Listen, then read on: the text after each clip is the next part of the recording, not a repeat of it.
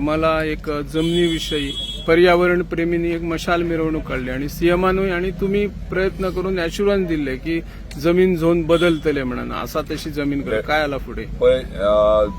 change of zone हेका लागून आम्ही आंदोलनूय उठयलेले आणि याच्याबद्दल आम्ही ठाम आहात की पेडण्यान आमकां झोनींग चेंज ऑफ झोन नाका म्हणजे कन्वर्जना नाका कित्याक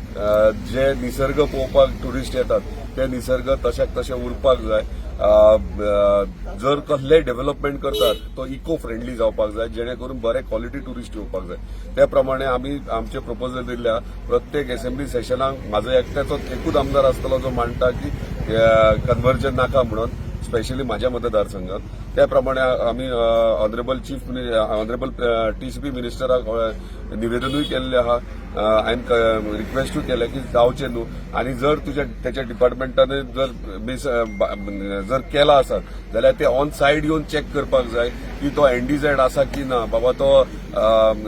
कसलो झोन आसा तो व्हेरीफाय करपाक जाय सो त्या प्रमाणे आम्ही सगळे म्हणजे रिक्वेस्ट केल्ली आहा त्याच्या उपरांत जे हरमलचो जो इश्यू आहा ते म्हाजे कडेन येयलेले हांवेंनूय एश्युअर केला म्हाज्या पर्सनल लेटरहेडीचेर हांवें डिपार्टमेंटाक